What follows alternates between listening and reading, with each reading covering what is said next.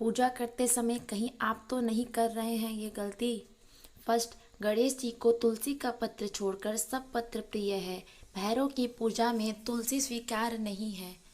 कुंद का पुष्प शिव को माघ महीने को छोड़कर निषेध है।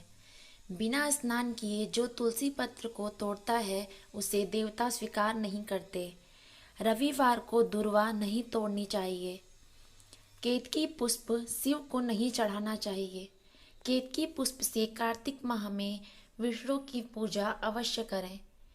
देवताओं के सामने प्रज्वलित दीप को बुझाना नहीं चाहिए। शालिग्राम का आवाहन तथा विसर्जन नहीं होता। जो मूर्ति स्थापित हो उसमें आवाहन और विसर्जन नहीं होता। तुलसी पत्र को मध्याह्न के बाद ग्रहण न करें। पूजा करते समय यदि गुरुदेव, ज्येष्ठ व्यक्ति या पूज्य व्यक्ति आ जाए तो उनको उठकर प्रणाम कर उनकी आज्ञा से शेष कर्म को समाप्त करें। मिट्टी की मूर्ति का आवाहन और विसर्जन होता है और अंत में शास्त्रीय विधि से गंगा प्रवाह भी किया जाता है। कमल को 5 रात, बिल्व पत्र को 10 रात और तुलसी को 11 रात बाद शुद्ध करके पूजन के कार्य में लिया जा सकता है। पंचामृत में यदि सब वस्तु प्राप्त न हो सके तो केवल दुग्ध से स्नान कराने मात्र से पंचामृत जन्य फल मिल जाता है। शालिग्राम पर अक्षत नहीं चढ़ता। लाल रंग मिश्रित चावल चढ़ाया जा सकता है। हाथ में धारण किए पुष्प तांबे के पात्र में चंदन और चर्म पात्र में गंगा जल अपवित्र हो जाते हैं। दीपक से दीपक चुक को जलाने से प्राणी दरिद्र और रोगी होता है। दक्षिणाभिमुख दीपक को न रखें। देवी के बाएं और दाहिने दीपक रखें। दीपक से अगरबत्ती जलाना भी दरिद्रता का कारक होता है। द्वादशी, संक्रांति, रविवार, पक्षांत और संध्या काल में तुलसी पत्र न तोड़ें। प्रतिदिन की पूजा में सफलता के लिए दक्षिणा अवश्य चढ़ाएं। आसन, शयन, दान, भोजन, वस्त्र संग्रह, विवाद और विवाह के समयों पर छींक शुभ मानी गई है। जो मलिन वस्त्र पहनकर मूसक आदि के काटे वस्त्र, केशादि बाल कर्तन युक्त और मुख दुर्गंध युक्त हो, जप आदि करता है उसका देवता नाश कर देते हैं। अगर आप तेल का दीपक जलाते हैं तो बाईं ओर तथा घी का दीपक जलाते हैं तो दाईं तरफ रखें। मूर्ति स्नान में मूर्ति को अंगूठे से न रगड़ें। अगर आप पूजा घर में शंख रखते हैं तो जल से भरा हुआ शंख दाईं तरफ रखें। जहाँ अपूज्यों की पूजा होती है और विद्वानों का अनादर होता है उस स्थान पर दुर्भिक्ष, मरण और भय उत्पन्न होता है। पौष मास की शुक्ल दशमी तिथि, चैत्र की शुक्ल पंचमी और श्रावण की पूर्णिमा तिथि को लक्ष्मी प्राप्ति के लिए लक्ष्मी का पूजन करें। कृष्ण पक्ष में ऋक्तिका तिथि में श्रवणादि नक्षत्र में लक्ष्मी की पूजा न करें। अपराह काल में, रात्रि में, कृष्ण पक्ष में, द्वादशी तिथि में और अष्टमी को लक्ष्मी का पूजन प्रारंभ न करें। मंडप के 9 भाग होते हैं, वे सब बराबर बराबर के होते हैं, अर्थात मंडप सब तरफ से चतुरासन होता है, अर्थात टेढ़ा नहीं होता। जिस कुंड की श्रृंगार द्वारा रचना नहीं होती वह यजमान का नाश करता है। पूजा में हाथ जलना। यदि पूजा का दीपक जलाते समय, हवन पूजन करते समय आपका हाथ जल जाए तो यह संकेत है कि आप भगवान की पूजा संभल कर करें। आपसे पूजा में जाने अनजाने में गलती हुई है तो उसकी माफ़ी मांग लें। साथ ही पूरी कोशिश करें कि धार्मिक अनुष्ठान सही विधि से करें। पूजा के दौरान उबासी आना। पूजा करते समय यदि आपको बार बार उबासी आती है तो यह भी अच्छा नहीं है। यह इस बात का इशारा है कि आपके अंदर किसी तरह की नेगेटिविटी मौजूद है, लिहाजा आपको अपने विचारों की पवित्रता पर ध्यान देना चाहिए। भगवान का भजन करना चाहिए ताकि आपके अंदर की नकारात्मक खत्म हो सके। पूजा सफल होने के संकेत। जब पूजा के दौरान जलता हुआ दिए की लौ ऊपर की ओर उठने लगती है तो आपको समझ जाना चाहिए कि भगवान आपकी पूजा से प्रसन्न हैं। वही अगर पूजा के दौरान आपके घर में कोई मेहमान आता है तो इसका अर्थ है कि भगवान आपसे काफ़ी प्रसन्न हैं। पूजा के समय आंख में आंसू आना। पूजा के दौरान आंख में आंसू आना। अगर किसी व्यक्ति की आंख से पूजा के दौरान आंसू आते हैं तो इसका मतलब है कि आपके मन में जो दुख है वह अब जल्द ही समाप्त होने वाला है। साथ ही आप व्याप्त बुराइयों पर जीत हासिल कर लेंगे। घर के मंदिर में आग लगना। यदि घर के मंदिर में आग लग जाए तो यह भी अशुभ घटना है। यह बताती है कि आपके घर में नकारात्मक ऊर्जा बढ़ गई है, नकारात्मक शक्तियाँ मौजूद है। यदि घर में अचानक खूब झगड़े होने लगे, घर के लोगों की तबीयत बिना किसी बड़े कारण के बार बार बिगड़े, तो यह घर में नकारात्मकता बढ़ने का संकेत है। ऐसी स्थिति में सजग रहें, साथ ही भगवान का पूजा पाठ विधि विधान से करें। घर में रोज लौंग और कपूर जलाएं। पूजा करते समय क्या बोलना चाहिए? पूजा की शुरुआत करने से पहले आपको ये बोलना चाहिए कि हे भगवान, मैं आपका भक्त हूँ और मैं आपकी पूजा करना चाहता हूँ। मुझसे पूजा में कुछ भी भूल चूक हो सकती है, तो आप मेरे द्वारा पूजा में हुई भूल को माफ़ कर देना। अगर पूजा में कोई भूल हुई है तो क्षमा करना।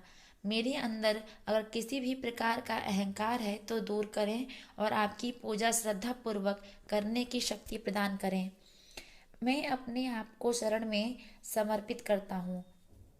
पूजा शुरू करने से पहले इतना बोलने पर पूजा में हुई गलती भगवान के द्वारा माफ़ हो जाती है। इसके अलावा पूजा पूर्ण होने के बाद क्षमा याचना के लिए एक मंत्र भी बोल सकते हैं। धूपदानी, घंटी तथा जल भरा पात्र पूजा घर में बाई तरफ रखें। जिस दिन आप भगवान को भोग लगाएं, भोग भगवान की प्रतिमा के बिल्कुल सामने रखना चाहिए। पानी से भरा कलश गिरना। माना जाता है कि पूजा के लिए कलश में जल भरकर ले जाते समय अगर हाथ से गिर जाए तो इसे अशुभ संकेत माना जाता है। जल से भरा लोटा या फिर पानी से भरे गिलास का हाथ से गिर जाना शुभ नहीं होता। हाथ से पानी का गिरने का मतलब होता है पितरों का नाराज होना। ऐसा होने पर परिवार में परेशानी का सामना करना पड़ता है। भगवान की मूर्ति और तस्वीर का गिरना। भगवान की मूर्ति और तस्वीरों को साफ करते समय बेहद सतर्क रहना चाहिए, क्योंकि मूर्ति का हाथों से छूटकर गिरना अच्छा नहीं माना जाता है। ऐसा माना जाता है कि इससे परिवार के किसी वरिष्ठ सदस्य के ऊपर कोई संकट आ सकता है। इस तरह की घटना होने पर परिवार में कोई बड़ा उथल पुथल भी हो सकती है। अगर मूर्ति या तस्वीर गलती से टूट फूट जाए तो जल में प्रवाहित कर देना चाहिए। तस्वीरों पर लगे शीशे को जमीन में गाड़ देना चाहिए, जल में नहीं फेंकना चाहिए। पूजा का दीपक गिरना। माना जाता है कि भगवान व्यक्ति का अच्छा बुरा वक्त आने से पहले कुछ संकेत देते हैं। इन्हें अगर समय रहते ही समझ लिया जाए तो आने वाली परेशानियों से काफ़ी हद तक बचा जा सकता है। इन्हीं में से एक है हाथ से पूजा का दीपक गिरना। हाथ से दीपक का छूटना किसी अनहोनी का संकेत देता है।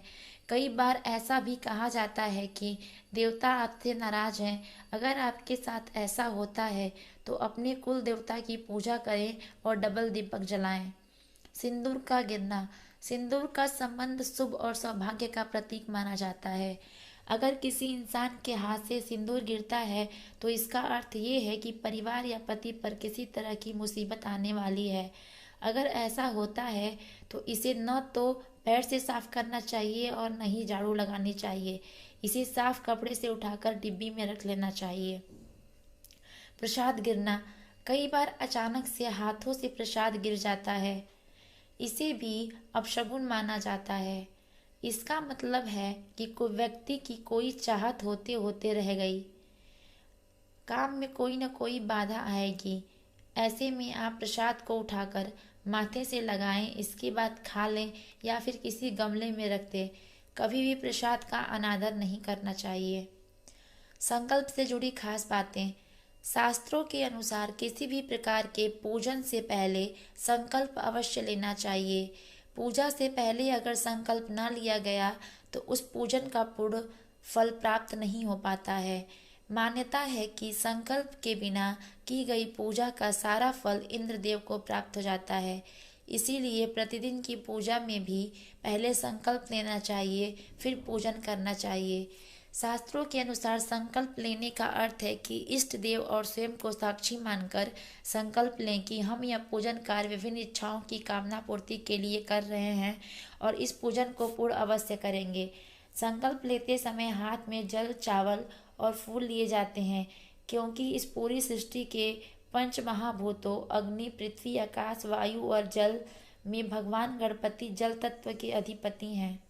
अतः श्री गणेश को सामने रखकर संकल्प लिया जाता है ताकि श्री गणेश की कृपा से पूजन कर्म बिना किसी बाधा के पूर्ण हो जाते हैं। एक बार पूजन का संकल्प लेने के बाद उस पूजा को पूरा करना आवश्यक होता है। इस परंपरा से हमारी संकल्प शक्ति मजबूत होती है, व्यक्ति को विपरीत परिस्थितियों का सामना करने का साहस प्राप्त होता है। पूजा में जल रखने का कारण। ज्योतिष के अनुसार घर के मंदिर में एक तांबे या अन्य धातु के बर्तन में पानी रखें। इस जल को नियमित रूप से बदलें और इसका छिड़काव घर के हर एक कोने में ज़रूर करें। घर में जल का छिड़काव करने से सकारात्मक ऊर्जा आती है। इसके साथ ही यह भी कहा जाता है कि पूजा कक्ष में रखा हुआ जल नकारात्मकता को अवशोषित करता है। जल रखने के लिए सबसे पवित्र धातु तांबे को माना जाता है, इसलिए इसमें ही जल रखना सबसे ज़्यादा शुभ होता है। पानी से भरे तांबे के बर्तन को रखना घर की प्रगति के लिए शुभ माना जाता है। आरती के बाद जल से किया जाता है आचमन। ऐसी मान्यता है कि जब भी पूजा के बाद आरती समाप्त होती है तब उसका आचमन जल से ही किया जाए। तो ये ऐसा करने का कारण यह है कि जल की पूजा वरुण देव के रूप में होती है और वहीं दुनिया की हर एक वस्तु की रक्षा करते हैं। इसीलिए पूजा कक्ष में भी जल रखने की सलाह दी जाती है, जिससे समस्त देवी देवताओं समेत घर के सदस्यों की भी रक्षा हो सके। क्योंकि आरती के समय जल का आचमन किए बिना पूजा अधूरी मानी जाती है, इसलिए पूजा घर में जल रखा जाता है, जिससे पूजा अधूरी छोड़कर आपको जाना न पड़े और आप उसी जल का इस्तेमाल कर सकें जो पूजा घर में रखा हुआ है। पूजा घर में रखे जल में डाले तुलसी दल। ऐसी मान्यता है कि यदि आप पूजा घर में रखे जल में तुलसी की कुछ पत्तियां डालकर रखती हैं तो यह जल और ज़्यादा पवित्र हो जाता है। यह जल किसी पवित्र नदी का जल भी हो सकता है जो पूजा स्थल को शुद्ध रख सकता है, इसलिए पूजा स्थान पर जल रखना जरूरी माना जाता है। जल होता है समृद्धि का प्रतीक। पूजा के स्थान पर रखे हुए जल को समृद्धि का प्रतीक माना जाता है। मान्यता है कि इस जल की ओर सकारात्मक ऊर्जा आकर्षित होती है और यह आपके आसपास के माहौल में ऊर्जा का संचार करती है, जो मन को शांत करने में मदद करती है। इसके अलावा भक्त द्वारा ईश्वर के दिव्य रूप के पैर और हाथ धोने के लिए उनके ऊपर जल चढ़ाया जाता है। जल से ईश्वर की मूर्तियों को स्नान कराया जाता है और उनका चेहरा धोने के लिए उन पर पानी भी चढ़ाया जाता है। यह उसी प्रकार से होता है जैसे किसी यात्रा के बाद घर में आए मेहमान को जल से पैरों को धोने की सलाह दी जाती है। पूजा घर में जल रखना ज्योतिष मान्यता होने के साथ हमारी श्रद्धा का भी प्रतीक है और इस बात की ओर इशारा करता है कि जैसे हम भोजन के बाद जल ग्रहण करते हैं, वैसे ही मंदिर में भगवान के लिए भी जल रखना जरूरी है। भगवान की मूर्ति टूटने से क्या होता है? कई बार घर में भगवान की मूर्ति जाने अनजाने में टूट जाती है, जिसे शास्त्रों के हिसाब से एक अपशगुन माना गया है। भगवान की मूर्ति का टूटना यानी किसी संकट का घर में दस्तक देना। हम रोज भगवान की पूजा करते हैं, इसलिए वे केवल एक मूर्ति नहीं बल्कि एक सजीव भगवान है, जिसमें हमारे विश्वास और भक्ति ने प्राण डाले हैं। सबसे पहले तो यदि कभी ऐसा हो तो भगवान से क्षमा याचना करें और फिर हनुमान चालीसा का पाठ भी अवश्य करें। हनुमान चालीसा का पाठ करते ही आपके घर पर आने वाले संकट टल जाएंगे। घर में टूटी मूर्ति रखने से क्या होता है? हिंदू धर्म में टूटी हुई मूर्ति को घर में रखना निषेध है, क्योंकि ऐसा करना वास्तुशास्त्र के अनुसार अशुभ माना गया है। घर में टूटी मूर्ति रखने से नकारात्मक ऊर्जा आती है, मन अशांत और अस्थिर हो जाता है, एकाग्रता नहीं रहती और विचार भी अशुद्ध होने लगते हैं। जब भी हमारा ध्यान टूटी हुई मूर्ति पर जाता है तो यह नकारात्मकता की ओर बढ़ने लगता है। मूर्ति खंडित कैसे होती है? कई बार हमसे जाने अनजाने में भगवान की मूर्ति टूट जाती है। कई बार मूर्ति में काफ़ी समय से रखे हुए दरारें पड़ जाती हैं। इन्हें खंडित मूर्तियों की श्रेणी में रखा जाता है। खंडित मूर्तियों को घर में रखना सबसे बड़ा वास्तु दोष माना गया है। मूर्ति खंडित होने पर क्या करना चाहिए? मूर्ति की पूजा करते रहने से उसमें देवत्व का वास हो जाता है। इसलिए जब मूर्ति खंडित हो तो उसे आप अक्षत के साथ बहते जल में विसर्जित कर दीजिए। कहते हैं इस तरह उस मूर्ति में मौजूद देवत्व चला जाता है और सभी संकट भी टल जाते हैं। सो गाइस, आपको ये वाला वीडियो कैसा लगा ये कमेंट सेक्शन में ज़रूर बताना। साथ ही साथ कुछ सजेशन हो तो बता देना, और आपको किस टॉपिक पर वीडियो चाहिए ये भी बता देना, और चैनल को ज़रूर सब्सक्राइब करें।